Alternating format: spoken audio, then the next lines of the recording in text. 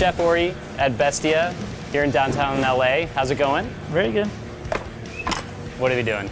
This was actually a whole pig, pasture-raised, non-GMO. In this case, we actually leave the belly attached. So you have 3 different cuts in one entree: filet, loin, and belly.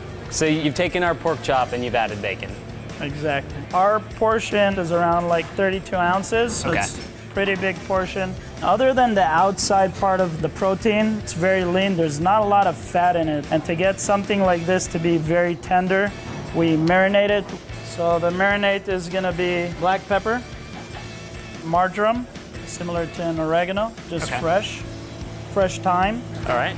paprika, and this is a sweet paprika, not smoky, garlic, fennel seed, and then we're gonna add vinegar, water, so we don't want it to be too acidic, and then some olive oil. We're gonna mix all of this. So it kind of gets to a paste-like consistency. Yeah. Okay, so we're gonna season it with salt. I'm gonna put gloves on. I'm gonna put gloves on too. I don't know if I need to. You could help me out. Oh, maybe I can't help. Are you trying to make me look bad? I'm making you look great right here. There we go. Okay, so the rub, just like that. We put a healthy amount on top, and we'll marinate it for 24 to 48 hours. It's gonna start to break down the tissue of the meat. Okay, so this is how it looks after a day in the marinade. So I'm gonna hit it with a nice amount of salt, because a protein that's this big needs a lot of salt Yeah. on it. If it doesn't have a nice salt crust, then it won't have any flavor. Yeah. So this is ready to grill right now. Okay, so I always like to sear the meat on the highest temperature, getting a nice caramelization. That's how you get all the sugars out. The marinade's gonna get nice and crispy. I can see that it's hot. Let me help you here, chef. Here you go. Thank you. Did one of your sous chefs have to come in and do all of this for you? I wish. So now we're gonna want to cook it on the fat side. So we're just gonna have an iron skillet to stabilize it. Okay, so this right now, it's a perfect color. We're just gonna cook it on the bone. We want to warm up the bone enough so the area next to the bone won't be completely raw. So you get a nice sear on the bone, and we're gonna move it to lower temp area on the grill and continue cooking it on the bone. So this is gonna hang out for about how long? We're gonna cook it for 20, then we're gonna temp it. So we're gonna try to reach 120 Fahrenheit in the thickest part of this protein. So you're 112, so we have like 3-4 more minutes, and then we're gonna reach that temperature that we're looking for. So right now, I'm gonna take this off the grill, and you have this crease where the filet ends. Yeah. We're gonna cut it exactly right there. Now you could see temperature is almost there. Yeah. This needs probably another like 4 or 5 minutes on the grill. Okay. Then the belly, we don't want it to be too raw. And because it has so much fat in it, it cooks a lot slower than something that's drier. So we're gonna throw this back on the lowest temperature of the grill for another like 5, 6, 7 minutes. Now I'm resting my steak. So I'm gonna put it back here.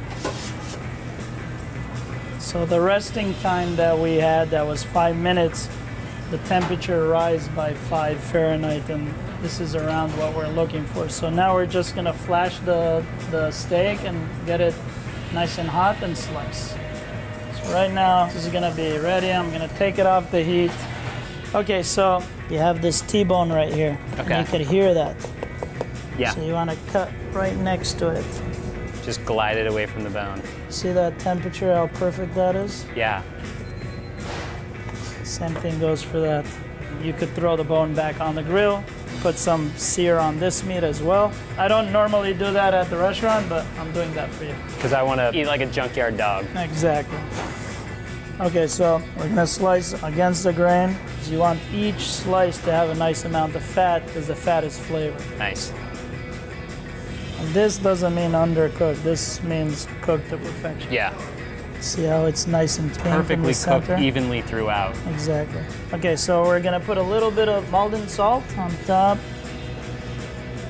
And we're gonna finish it with a really high quality olive oil. These are apples that we cure in sugar. Okay. And then we want to add some acidity to the dish. So we have mustard greens and then lemon vinaigrette with a little bit of chili flake and salt. We do like to make the food look good, but we'll use our hands so it looks good in a dirty way. No tweezers. No tweezers. It just doesn't work for this food. Yeah. So now we're gonna eat this the way we eat things in the kitchen. All right. You this is choose mine. whatever you want. We were talking about before, it's like apples, pork are just like the perfect combo. Just the sweetness with that richness of the fatty part of the pork is just awesome. Yeah, I think the spices with the apple just like work so well together and work off of really balancing the dish so it's not just one note. Yeah. So you have a lot of different flavors going on, but they're not flavors that overshine the product, Yeah, the main product. There's like an acid that you get from the vinaigrette that's in the greens. So it's really, really well balanced. And that's what you're trying to aim for anytime you're making a dish like this. Always. Well, now I gotta try the different bars. Okay, so this one's gonna be the belly. That looks awesome. The fat is insane. That's my favorite part. I feel like a little bit people are wanting to go back to stuff like this. They I just think want so. really hearty, awesome food. This is how I eat at home, so I want people to eat the same food.